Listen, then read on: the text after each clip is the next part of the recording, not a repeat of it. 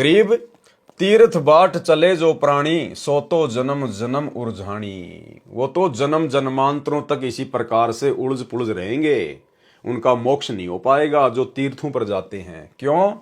जा तीर्थ पर कर है दानम, जो तीर्थों पर जाकर दान धर्म करते हैं, ता पर जीव मरत हैं अरबानम, अरबों जीवों की हत्या होती है वहां पर। आप जी सैकड़ों किलोमीटर जाते हो तीर्थों की यात्रा के लिए, कोई पैदल जाता है, कोई बस से, कोई ट्रेन से, कोई अपनी पर्सनल गाड़ी से। उस तीर्थ पर जाने का मान लीजिए एक फल मिलता है, और आपने उस तीर्थ पर जाते और आते समय कितने अरबों जीवों की हत्या कर दी आपने, अरबों जीवों की। और तीर्थ में नहाते समय कितने सूक्ष्म जीव आपने मार दिए वहां पर। तो कहते हैं वो तो जन्म जन्मांतरों तक उलझा रहेगा काल की भूल भुलैया में। गोते गोते पड़ी है भारम, गंगा जमुना गए केदारम। भावार्थ, जो श्रद्धालु तीर्थ स्थान के लिए जाता था वह पैदल जाता था, वर्तमान में गाड़ी से, मोटरसाइकिल से जाते हैं। रास्ते में जितने जीव यात्रा में मरते हैं वे तीर्थ यात्री के पाप कर्मों में लिखे जाते हैं। तीर्थ के अंदर जल में स्नान करने से कोई लाभ नहीं होता। यदि वहां दान करते हैं, वह दान कहीं कर लो, उसका फल अवश्य मिलता है, चाहे पशु पक्षी के जीवन में मिले। तीर्थ पर जाकर किए दान के साथ अरबों जीव मरने का पाप भी साथ लिपट गया। अब आप विचार करें कि तीर्थ स्नानार्थ जाने वालों को क्या लाभ या हानि होती है। गीता अध्याय 17 श्लोक 22 में कहा है कि कुपात्र को दिया दान लाभ के स्थान पर हानि करता है। कबीर परमेश्वर जी ने कहा है कि कबीर गुरु बिन माला फेरते, गुरु बिन देते दान, गुरु बिन दोनों निष्फल है, पूछो वेद पुराण। यानी दान केवल सुपात्र को दिया जाता है, ज्योति पाठ का पैसा केवल सुपात्र को दिया जाता है, और सुपात्र पूरी सृष्टि में केवल सतगुरु रामपाल जी हैं। इसके अलावा सब कुपात्र हैं, कुपात्र। और कुपात्र को दान धर्म का पैसा नहीं दिया जाता, ज्योति पाठ का पैसा नहीं दिया जाता है। और इन आश्रमों में जाकर आप भाई बहनों ने गुरुदेव के बेटा बेटियों को, इन कोऑर्डिनेटरों को, आश्रम संचालकों को, क्योंकि आपका दान बाद में इन्हीं के हाथों में तो जाता है, आप तो दान पेटी में डाल देते हो, लेकिन फिर वो पैसा जाता किसके हाथ में है? गुरुदेव के परिवार के हाथ में, कोऑर्डिनेटरों के हाथ में, आश्रम संचालकों के हाथ में। और आपके दान का फिर आप ही की आंखों के सामने सरेआम दुरुपयोग किया जा रहा है, क्योंकि ये कुपात्र है, ये काल प्रेरित हैं। काल इनसे आपके दान का दुरुपयोग ही करवाएगा। और आपका दान फिर कहां कहां लगाया जा रहा है? 10 एकड़ जमीन में हॉस्पिटल बनाया जा रहा है। क्या आवश्यकता है आश्रम में हॉस्पिटल बनाने की? अगर आप लोगों को बीमार होने का इतना डर है तो दुनिया भर के हॉस्पिटल है, कहीं भी अपना इलाज करवा लो।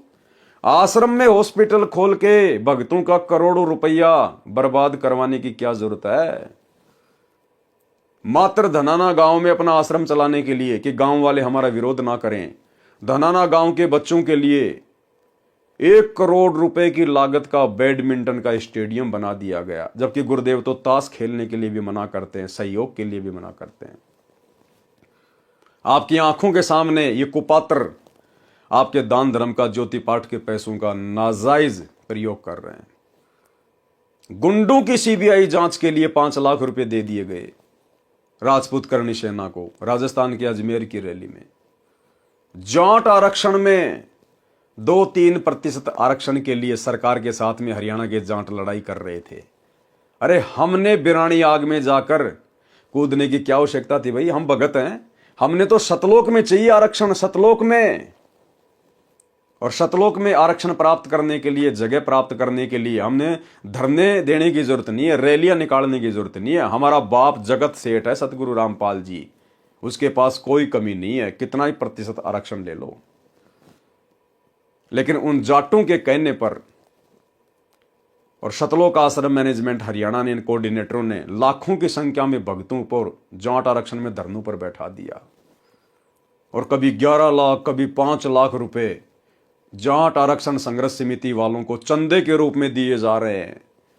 अब वो जाट क्या करेंगे? वो हुक्का पाड़, वो नशेड़ी, वो राजनीति करने वाले लोग क्या करेंगे आपके दान धर्म का? इसलिए परमात्मा मना करते हैं कि कुपात्र को दान नहीं करना चाहिए, कुपात्र को दान नहीं करना चाहिए। एक कथा है छोटी सी द्रौपदी की, लेकिन शिक्षा बहुत गहरी है।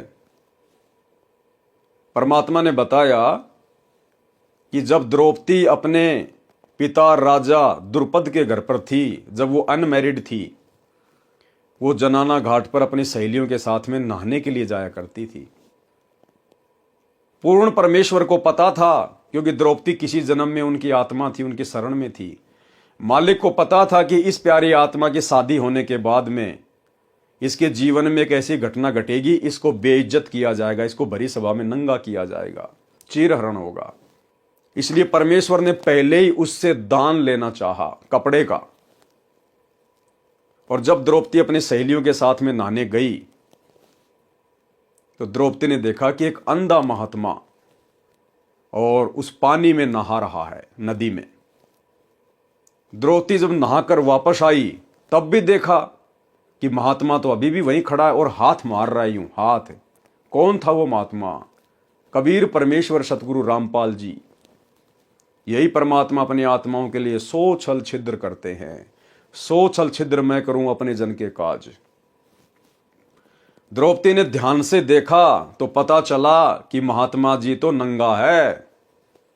नहाते समय इसका जो वस्त्र है वो पानी में बह गया और ये तो शर्म के मारे बाहर नहीं आ रहा। और भाई अगर ये नदी में गहरा चला गया तो डूब भी सकता है। तो द्रौपदी ने क्या किया? अपनी खुद की साड़ी फाड़ी, छोटे छोटे टुकड़े किए ताकि महात्मा जी के हाथ में ये साड़ी का टुकड़ा लग जाए, अपने शरीर पर बांधकर पानी से बाहर आ जाए। गुरुदेव भगवान ने बताया कि द्रौपदी ने 7-8 टुकड़े अपनी साड़ी से फाड़ फाड़ के और महात्मा को देना चाहा, उस पानी में छोड़ा, लेकिन महात्मा जी के हाथ वो टुकड़े नहीं लगे। वो 7-8 टुकड़े द्रौपदी की साड़ी के अंधे महात्मा के रूप में जो कबीर परमात्मा लीला कर रहे थे उनके हाथ में नहीं लगे। भाई वो तो परमात्मा था, वो तो एक ही टुकड़े को अपने हाथ में पकड़ सकता था, लेकिन जानबूझ के परमात्मा ने आज हम पिछली पीढ़ी वाले भक्तों को दान की महत्वता को समझाने के लिए वो लीला की। 7-8 टुकड़े पानी में बह गए, महात्मा जी के हाथ नहीं लगे। अंत में द्रौपदी ने फिर अपनी साड़ी का एक टुकड़ा पाड़ा और एक लंबी सी एक लकड़ी के सहारे महात्मा जी के हाथ के पास कर दिया। महात्मा जी हाथ मार ही रहे थे, तुरंत कपड़ा पकड़ लिया और अपने गुप्तांग के ऊपर बांधकर और बाहर आ गए और कहा, बेटी जिस प्रकार आज तूने मेरी इज्जत रखी है, ऐसे भगवान एक दिन तेरी भी इज्जत रखे। फिर गुरुदेव ने क्या कहा उस सत्संग में, जो मुख्य बात है, मुख्य पॉइंट है कि पुण्यात्माओं, द्रौपदी ने 7-8 टुकड़े अपनी साड़ी के तोड़ तोड़ के फाड़ फाड़ के महाराज जी को दिए, लेकिन महाराज जी को जो एक टुकड़ा उनके हाथ में लगा, जो एक टुकड़ा साड़ी का महात्मा के हाथ लगा, उस एक टुकड़े के प्रतिफल में और आगे चलकर परमात्मा ने द्रौपदी का चीर बढ़ाया था। केवल एक टुकड़े के प्रतिफल में, वो एक टुकड़ा ही महात्मा जी के हाथ लगा था और उसी दान के प्रतिफल में फिर द्रौपदी का चीर बढ़ाया था, ना कि वो 7-8 टुकड़े जो महात्मा जी के पास से बह गए लेकिन हाथ नहीं आए, उनके प्रतिफल में नहीं। अरे द्रौपदी ने तो 7-8 टुकड़े भी अपनी साड़ी से फाड़ के फेंके थे, वो भी तो दान ही किया था द्रौपदी ने। लेकिन गुरुदेव कह रहे हैं कि वो जो 7-8 टुकड़े जो उस महात्मा के हाथ नहीं लगे, उनका कोई फल नहीं मिला, उस एक टुकड़े के प्रतिफल में उसकी साड़ी बढ़ाई। पहले आप ये सत्संग सुन लीजिए भाई और बहनों, सुनिए। धर्म बिना धापे नहीं ये प्राणी प्रपंच, आस बिरानी क्यों कर रत्न दिया हो तो संच। यदि पहले दान किया तो आज मिलेगा, अन्यथा चाहे सिर पटक ले, चाहे कितने किसी प्रकार की तू अन्य साधना कर ले। हाँ, मान लीजिए तेरे भाग्य में नहीं है, पूर्व में दान नहीं कर पाया, तो अब आपको तरीका बताया जा रहा है, ऐसे कीजिए। प्रमाण है कि जैसे द्रौपदी ने उसी जन्म में एक अंधे महात्मा को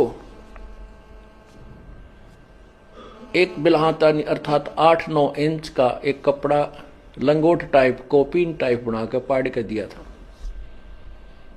यानी वैसे तो उसने लगभग सारी साड़ी पाड़ के डाल दी थी नदी में। अंधा महात्मा था, हाथ नहीं लग गया, वह एक लकड़ी के लपेट के उसके हाथ के लगा दी। अर्थात उस इतने के कपड़े का दान का इसी जन्म में भी परमात्मा ने उसको लाभ दे दिया।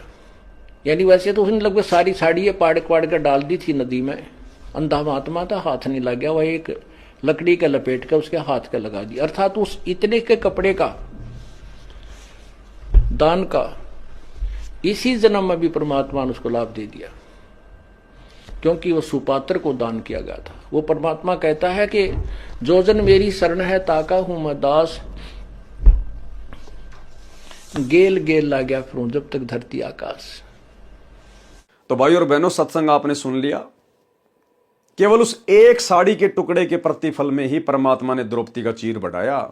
बाकी जो 7-8 साड़ी के टुकड़े थे जो महात्मा जी के हाथ नहीं लगे, उनके प्रतिफल में नहीं। तो विचार करो, जो भाई बहन इन आश्रमों में जाकर इन कुपात्रों को ज्योति पाठ और दान का पैसा दे रहे हैं, इनको क्या मिलेगा? आपके पूज्य गुरुदेव भगवान तो हिसार जेल में बैठे हैं, परीक्षा का समय, और उनको तो 2 टाइम का खाना सरकार दे रही है, 2 जोड़ी कपड़े शरीर पर पहनने के लिए उनको सरकार दे रही है, छोटी मोटी जो भी सुविधा है उनको सरकार दे रही है। ये तुम्हारे दान धर्म का अरबों खरबों रुपया कहां जा रहा है? तुम्हारे गुरु के तो तुम्हारा 1 रुपया भी हाथ नहीं लग रहा, क्योंकि तुमने तो इन कुपात्रों को दिया सारा का सारा दान धर्म, अपने गुरु को तो दिया ही नहीं। तुम्हारे गुरु के हाथ तो तुम्हारा दान लगा ही नहीं। अरे तुम्हारा वर्तमान में 2014 बरवाला कांड के बाद से ज्योति पाठ और दान का पैसा तो द्रौपदी के उन साड़ी के टुकड़ों की तरह महात्मा जी के पास से होके गुजर रहे हैं, महात्मा जी के हाथ नहीं लग रहे। तुम्हें क्या मिलेगा?